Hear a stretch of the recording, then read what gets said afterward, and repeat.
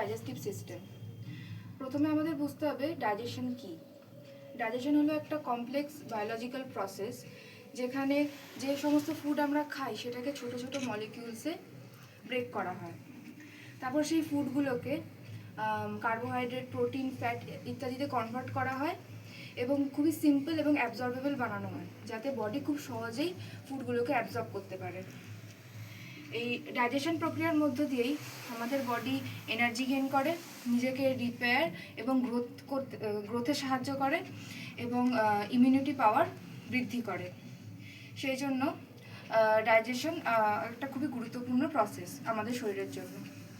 এই ডাইজেশন প্রসেসটা হওয়ার জন্য যে সমস্ত অর্গান কাজে লাগে তাদেরকে বলা হয় ডাইজেস্টিভ অর্গান।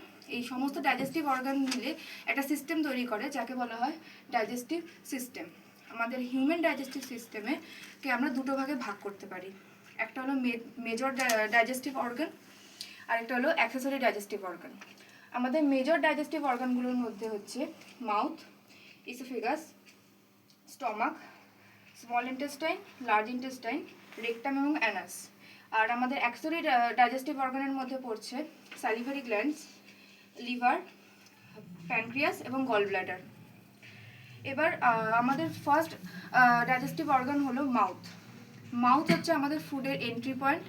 মাউথের মধ্যে থাকা যে টিথ রয়েছে সেগুলো ফুডকে কাট টিয়ার করে ছোট ছোট পার্টে ব্রেকডাউন করে এবং মাউথের মধ্যে যে টাং রয়েছে সে স্যালাইভার সাথে ফুডটাকে মিক্স করে ফুডটাকে ময়েস্ট করে ফেলে।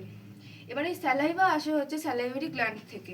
আমাদের বডিতে মেজর 3খানে স্যালাইভারি গ্ল্যান্ড রয়েছে এবং বাকি ছোট ছোট মাইনর স্যালাইভারি গ্ল্যান্ড রয়েছে। 3টে মেজর হচ্ছে প্যারোটিড গ্ল্যান্ড, সাবম্যাক্সিলারি গ্ল্যান্ড আর সাবলিঙ্গুয়াল গ্ল্যান্ড। এই স্যালাইভাতে আমাদের স্যালিভারি অ্যামাইলেজ রয়েছে যেগুলো আমাদের ফুডের মধ্যে থাকা কার্বোহাইড্রেটকে সিম্পল সুগারে কনভার্ট করে। তো আমাদের ডাইজেশনের প্রথম স্টেপ আমাদের মাউথেই স্টার্ট হয়ে যায়। এরপরে আমাদের সেকেন্ড অর্গান হলো এসোফেগাস। এসোফেগাস আমাদের মাউথকে স্টমাকের সাথে কানেক্ট করে। এসোফেগাসের মধ্য দিয়ে আমাদের ফুড ওয়েভ লাইক ইনভলিউন্টারি মুভমেন্ট, যেটাকে বলে পেরিস্টালসিস মুভমেন্টের মধ্য দিয়ে ফুড আমাদের স্টমাকের মধ্যে পৌঁছায়। স্টমাক হলো একটা মাস্কুলার স্যাক যেখানে আমাদের ফুড 2 থেকে 3 ঘন্টার জন্য স্টোর হওয়ার জন্য ডিজাইন করা হয়েছে।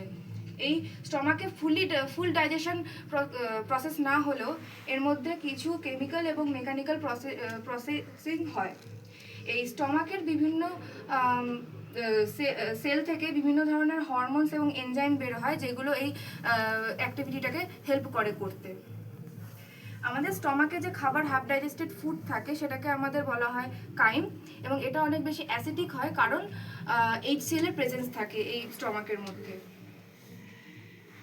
এরপর আমাদের স্টমাক এই হাফ ডাইজেস্টেড ফুডটাকে পাঠিয়ে দেওয়া হচ্ছে স্মল ইন্টেস্টাইনে। স্মল ইন্টেস্টাইন হলো আমাদের সবথেকে ইম্পর্টেন্ট পার্ট আমাদের পুরো ডাইজেস্টিভ সিস্টেমের মধ্যে, কারণ এইখানে আমাদের মেজরিটি অফ ডাইজেশন এবং অ্যাবজর্পশন হয়। এই স্মল ইন্টেস্টাইনকে এই অ্যাবজর্পশন এবং ডাইজেশনের জন্য হেল্প করে 3টে অ্যাক্সেসরি অর্গান, যেটার মধ্যে আছে প্রথম আছে হচ্ছে প্যানক্রিয়াস। প্যানক্রিয়াস থেকে প্যানক্রিয়াটিক জুস প্রডিউস হয়। এই প্যানক্রিয়াটিক জুসের মধ্যে থাকে হচ্ছে অ্যামাইলেজ, যে কার্বোহাইড্রেট ব্রেকডাউন করতে সাহায্য করে, অ্যামাইলেজ এনজাইম। তারপর হচ্ছে লাইপেজ, যে প্রোটিন বা লিপিড ব্রেকডাউন করতে সাহায্য করে, আর হচ্ছে প্রোটেজ, যে প্রোটিন ব্রেকডাউন করতে সাহায্য করে। এছাড়াও আছে হচ্ছে লিভার, যেখান থেকে আমাদের বাইল সিক্রেট হয়। এই বাইল আমাদের ফ্যাটকে খুব সহজে বডিতে অ্যাবজর্ব করতে হেল্প করে। এই বাইল গল ব্ল্যাডারে স্টোর থাকে। এই প্যানক্রিয়াটিক জুস এবং বাইল আমাদের স্মল ইন্টেস্টাইনে আসে অ্যাম্পুলার ভ্যাটার নামক এই ডাক্টের মধ্য দিয়ে। এখানে এসে পুরো অ্যাবজর্পশন এবং ডাইজেশনটাকে ঘটায়। এছাড়াও আমাদের স্মল ইন্টেস্টাইনে ছোট ছোট টিস্যুর ফোল্ড রয়েছে যাকে আমরা ভিল্লি এবং মাইক্রোভিল্লি বলি, সেটাও আমাদের অ্যাবজর্পশনকে আরও খুবই সহজ করে, সিম্পল করে, ইজি করে। এরপরে যে সমস্ত ফুড অ্যাবজর্ব হয় না স্মল ইন্টেস্টাইনে, সেই ফুডগুলো স্মল ইন্টেস্টাইন আমাদের লার্জ ইন্টেস্টাইনে পাঠিয়ে দেয়। লার্জ ইন্টেস্টাইনে গিয়ে এই ফুডগুলো থেকে সমস্ত জল অ্যাবজর্ব করে নেওয়া হয় এবং যে ওয়েস্ট মেটেরিয়ালগুলো থাকে সেগুলোকে সলিডিফাই করা হয়, তারপর সেগুলো আমাদের রেকটামে জমা থাকে।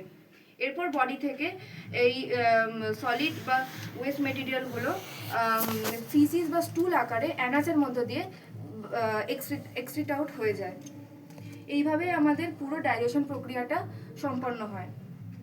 এবার আমি দেখাবো কোন কোন ওয়ে দিয়ে আমাদের ডাইজেশনটা হয়।